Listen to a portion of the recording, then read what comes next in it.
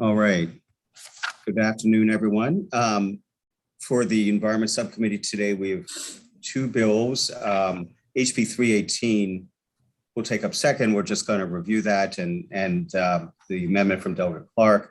HB 250, we're going to sort of take up where we left off last week. Gentlemen. Whoa. What's that? I'm sorry. Oh, okay. Hang on a second. Hang on. Okay.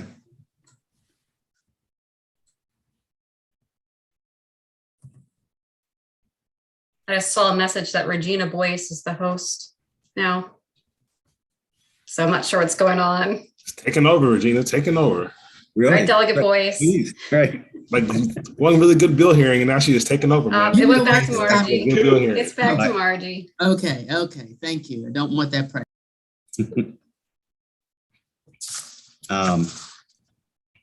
Margie, are you, I guess we still letting folks in?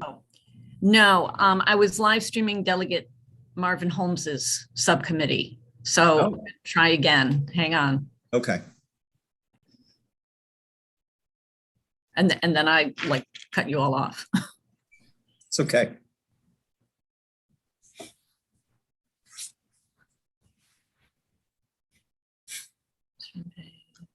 Okay, we're good now.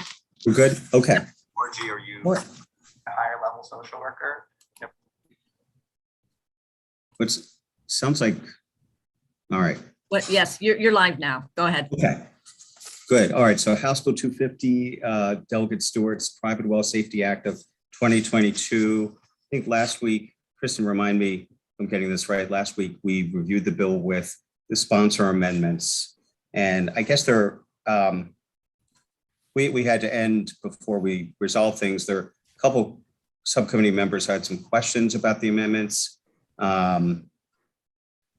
Maybe Kristen, could you remind us sort of where we left off in our discussion?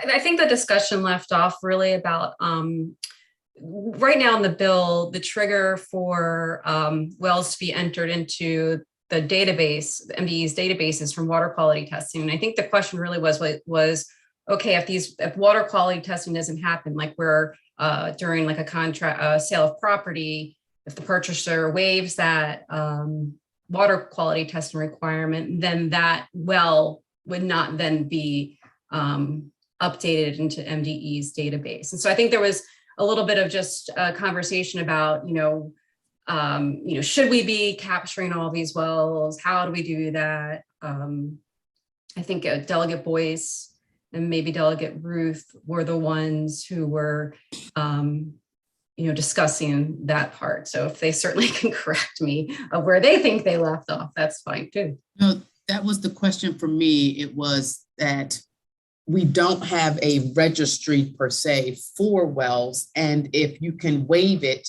then how are we otherwise collecting, creating a database to put wells on the registry for future purposes? So that was the question. Okay, Delegate Stewart. Sure. Yeah, thank you. So everyone's recollection is 100% accurate as far as my memory serves. So yeah, basically the discussion stems from some amendments we added to the bill from the realtors. And I tried to get Bill Castelli to join us this afternoon. He unfortunately had an engagement at 4, so he might hop on later, but might not.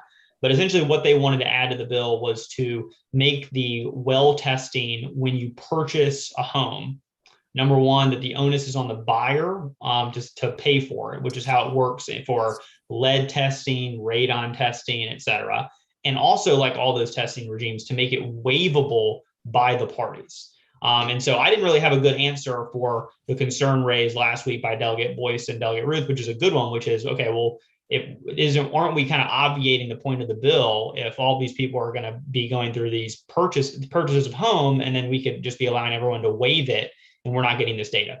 So I have sort of several, I've talked to Bill and some other stakeholders and I have sort of several points here. So first of all, when a well is first drilled, it gets a certificate of potability. So there will be a record in the database of the existence of every well. So that we don't have to worry about that. Number two, the reason the realtors wanted to add this waivable provision is that for FHA loans and USDA loans, which are especially popular in rural areas, well testing is already required. And we think that well testing actually includes nitrate. It's a standard well water test, so it's already required. So if we didn't make the well testing waivable in the bill, then we could actually have like a double testing requirement for purchasers who would have to do a test for the USDA or the FHA, and then they'd have to turn around and do a state of Maryland test too, which is duplicative and needlessly expensive. But then the main point here is that New Jersey has a very similar law to what we're pushing here in this bill, and they have a similar waivable provision for home sales. And apparently it has not been an issue there that you have this large number of people declining to do the tests. In other words, of course, it's market dependent, right? Obviously, when you have a hot market, people are more likely to waive contingencies, which is kind of what we've seen over the last year. But in general, New Jersey has not had an issue with this. And you've had the vast majority of people take advantage of the testing, and their database that they have up and running in New Jersey has been populated with a lot of robust data. And then the last point I'll add that Bill mentioned is that once we get a good sample size of where the hot spots are, where in the state wells tend to be contaminated, then realtors will be on notice. In other words, any buyer's agent who's halfway decent is going to tell their client not to waive the testing requirement if they're in a hot spot, as it has been found out by the database. So as this program gets up and running, once we get a sample size in places where wells are likely to be contaminated, no realtor is going to allow their client to waive a test. So yeah, anyway, a lot of stuff there, but basically the waivable provision is like number one, avoiding duplication. Number two, probably won't be used a whole lot. People probably will take advantage of the requirement. And number three, that's especially likely to be the case as we populate the database, because then the hotspots will be apparent. So yeah, okay, that's it. I'll shut up. Okay, no, thank you. All right, Delegate Otto, then Delegate Boyce. Thank you, Mr. Chairman. I think the sponsor just clarified some of what I was going to point out. But you have to have a permit to drill a residential well, and that's where the testing comes in. And the department does that and tests the quality. Of course, most of it's looking for the bacteria and whatnot in it to make it potable. But oftentimes the wells have to be treated after they've been drilled again with chlorinated, and you spend a lot of electricity pumping the water off out of them after you've chlorinated them. So I don't know how much of this we need, this bill we need, and the extensive cost of the testing myself, but I do believe we ought to have better access and information for homeowners to check their well water. Okay, all right, Delegate Boyce. Thank you so much. And so if that's the case, so at the time when I'm going to waive this testing provision, is it fair to ask or require, or actually, let me go back. After you have a well dug and you go through all that, then what is the requirement for testing? Is it every year, every 5 years? I don't remember this. There's no requirement. Once you have that first test done, this is where Maryland is really unique. And actually, to be clear to Delegate Otto's point too, this bill actually doesn't require any ongoing testing. So it's not like homeowners are going to be burdened by the bill at all. All the bill does is it sets up a database. It gives people money if they want to test their well, but they don't have to. And then number three, it gives homeowners the option when they buy to get a test done. So there's no burdens. I mean, if anything, it's just a windfall for people. No, I get it, but it just, to me, it misses the point. If just at the point of sale, I should, if I'm in a hot spot, and that's based on whether or not the realtor will tell me if I'm a hot spot to get my well checked, or I decide to do it just as a precautionary, or I decide, well, I'm just going to waive the option. It feels like it misses the purpose or the intent, or maybe I'm not clear about the intent of the bill. And I'm wondering about the waivability, having some other guarantee. It is waived if you had your well checked or chlorinated or whatever it is in the last, year. Like I know Delegate Clark used to talk about this often.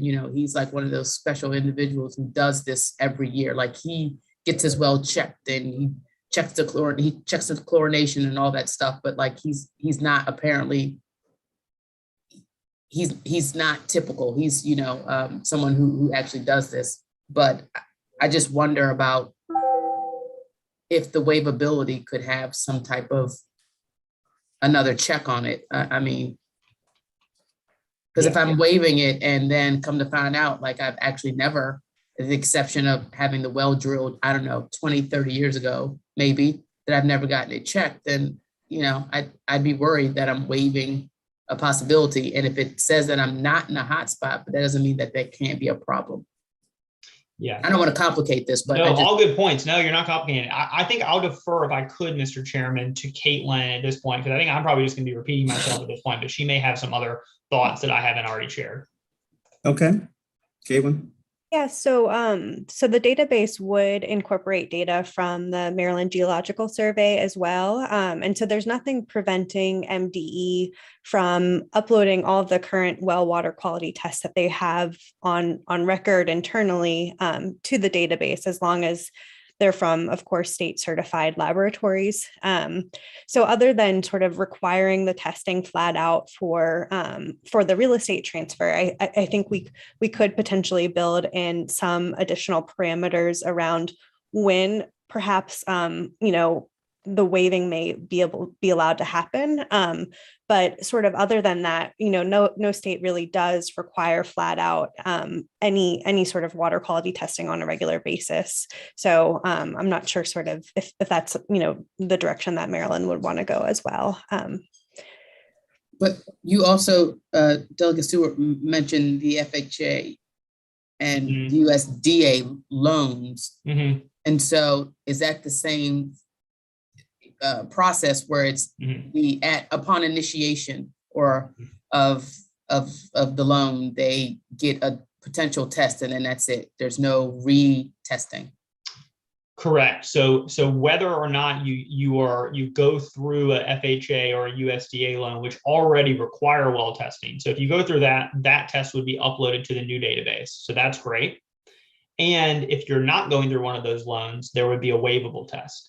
And I guess the point I was making, about New Jersey is that they have the same regime, and the vast majority of people are taking these tests. They're not waiving. And I mean, even in like this past year with a good market, only 25% of home buyers in the last year bought a house with no contingencies. So the vast majority of people are going to be doing testing. I mean, it's just the prudent thing to do, especially when you have a potable water source.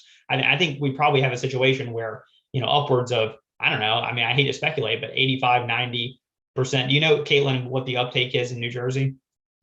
I can find that and get back to you on it. Well, I don't want to belabor the point. I just want to, I guess, ensure that the bill is doing what it says it's going to do and not, making something that I think is important and should be mandatory optional. Yeah.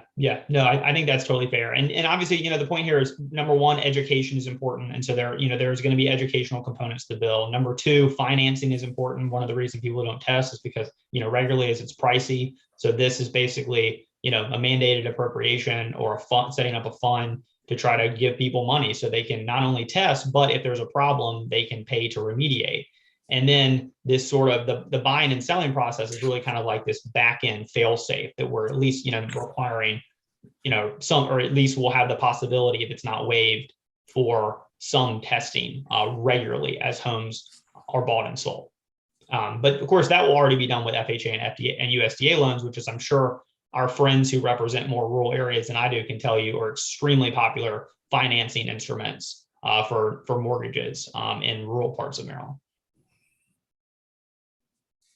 Delegate Stewart, could I just follow up on something you said? You referenced a mandated appropriation. This sets up the private well safety fund, but does it mandate a particular appropriation? Yeah, good. Yeah, sorry, that was a misstatement. So it's essentially like an unfunded mandate. It sets up the fund. We're hoping that this governor or the next governor will fund it so that folks can get money for this, but it's not a mandated appropriation. So it does not actually say, okay, Governor Hogan, you have to do this in fiscal year, whatever. It just sets up the fund. And we're hoping, from the conversations that we've had with, obviously you never know, but the conversations we've had with MDE have been really constructive. I really appreciate Tyler's time. And I'm hoping that, this governor, if not future governors, will find the utility in essentially paying to make sure that people can protect themselves and have safe drinking water. And it's, I think a relatively reasonable cost for what you're getting, which is preventing, potentially widespread disease and death. Well, if you put it that way, sure.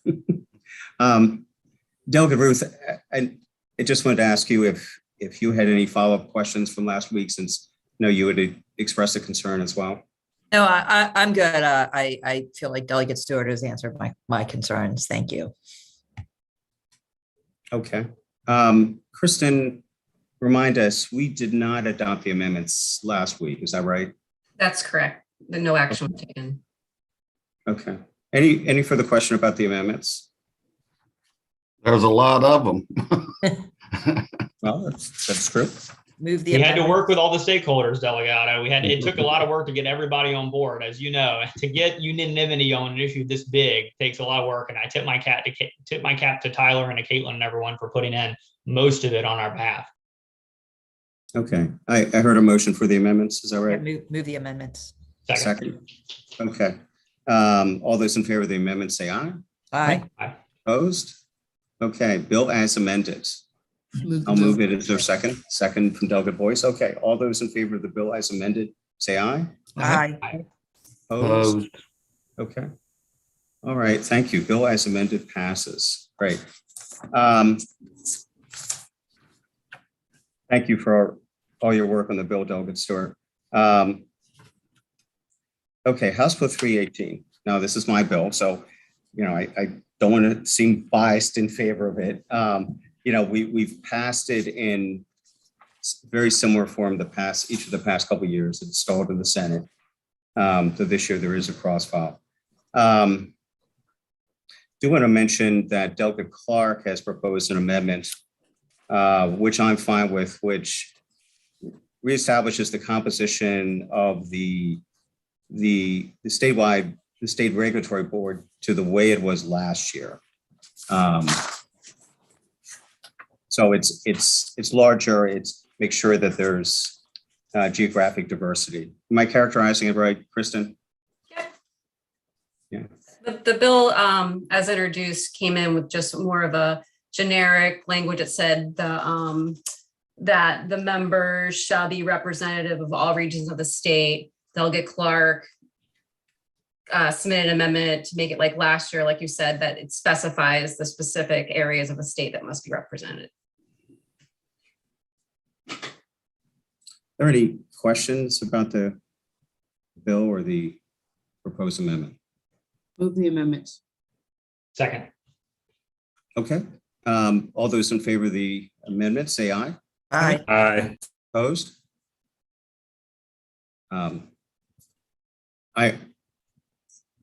I thought we could just discuss it, but if anyone wants to move it. Well, I'm still concerned of who this will impact. I mean, yeah. And we have the people are licensed to have to be haulers and of sewage if they're pump septics and things like that. And I'm not sure who all this is going to impact. But.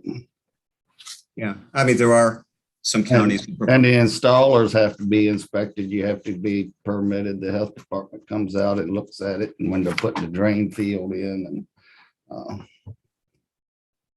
yeah. I mean, just without going to the details, this is sort of response to the fact there's a patchwork of local licensing of the professionals, some categories. then I think the sanitarians were against it, were they not? Yes. Delegate Ruth. Thank you, Mr. Chair. Can you just, you said it's similar to the one from last year, but can you talk about what other changes there are?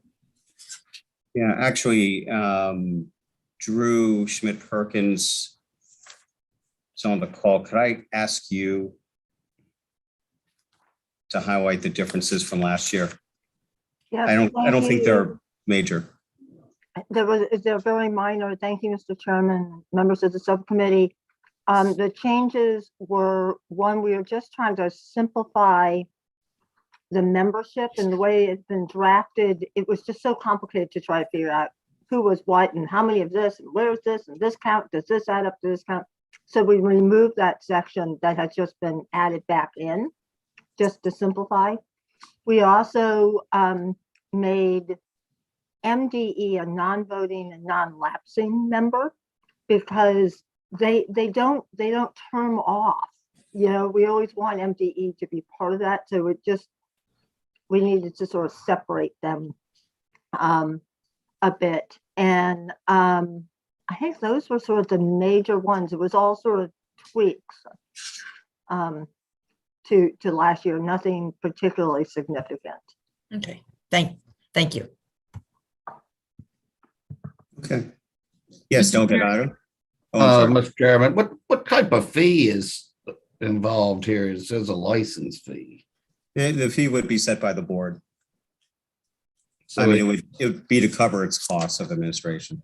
it could be $50 or $1,500.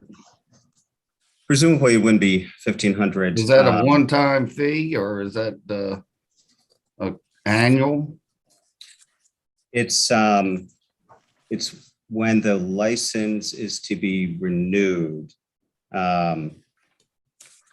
Let's see. Well, it I'm says sorry. 150 in here, renewal fee every 2 years. Well, Drew, is that, I'm sorry, Kristen. I was just gonna say, that's the initial piece before the board gets up and running. If there are folks who already have are licensed or something similar, they're gonna basically pay this fee to the department to continue engaging in these types of business activities. And then separate from that, the department would establish a licensing fee, and that amount is not specified in the bill, only that they have to set it at a rate to approximate the cost of, implementing. Yeah, and licenses are valid for 2 years. That would be the cost that the board incurs for their meetings and what have you. That's not right. going to cover overhead that the Department of Environment, that staffs it or something, is it? Well, no, I mean, because MDE, well, let me put it this way. The fiscal note estimates that the cost for the first full fiscal year under the bill would be $156,000. And so that would be allocated over, the wastewater professionals who would be licensed under the bill. And that would be, Drew, remind me, is that at least in the range of about 2,000? Apologies. I think it was like 1,500, 2,000.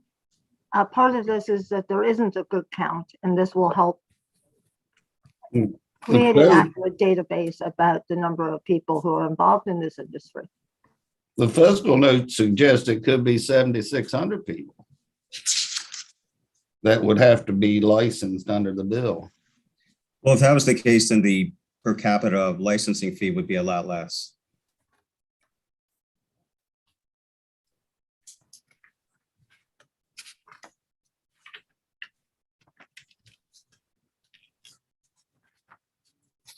Yeah, any other questions? Delegate Boyce? Yes. Is there any reason why you're uncomfortable about moving the bill? No, I just didn't, since it's my bill, I didn't want to make it sound like I was. Got it. I understand. Yes, no, but yeah. So we did amend the bill. We adopted the amendments. Yes, we did. I'll move the bills amended. Second. Okay, all those in favor of the bill as amended, say aye. Aye. Aye. No. Okay. All right, bill passes as amended. Thank you. Okay, well, we are done. I mean, I will say there are, there's at least one bill, Delegate Learman's HB 307, for which we're waiting. I guess Kristen, remind me, we've gotten the sponsor amendments and they're being drafted. Is that right? That's correct. Okay, so we'll have that bill with proposed amendments next week. And, you know, there might be, I mean, we heard Mr. bills today, so, you know, yeah, yes, Delegate Boyce. Did you receive, I contacted Clean Water Action. She emailed me, Emily Ranson emailed me right away. I think she said she was talking to Delegate Love, and I'm just wondering if she ended up submitting any amendments to you guys. Kristen? For for this bill? All right, HB 217, Delegate Love's bill. Yeah, the recycling task force. Oh, yeah, I'm not sure. I'd have to look at my email. I didn't think, because she responded to me right away, and then she said she was talking to Delegate Love, so I just assumed that she was they were gonna, but I hadn't heard back, so I just want to say. I really don't know. It's not on today's agenda, so I didn't do a second check, but I can look to see. Yeah, I'll follow up, Kristen. I don't want you to, I just assumed that they just skipped me and just sent it straight to you, but I'll check back in again. They may have thought it was on today since we had it last week, and maybe there was a rush. I don't know. No worries. Yeah. Okay. Okay, any other questions? Great, we'll meet next Tuesday at 4:30 to review the Conservation Finance Act, and then we'll meet Wednesday after bill hearings, you know, whenever that happens. So, you know, sometime late Wednesday afternoon. So I think we're done. So thank you, everyone. See you tomorrow.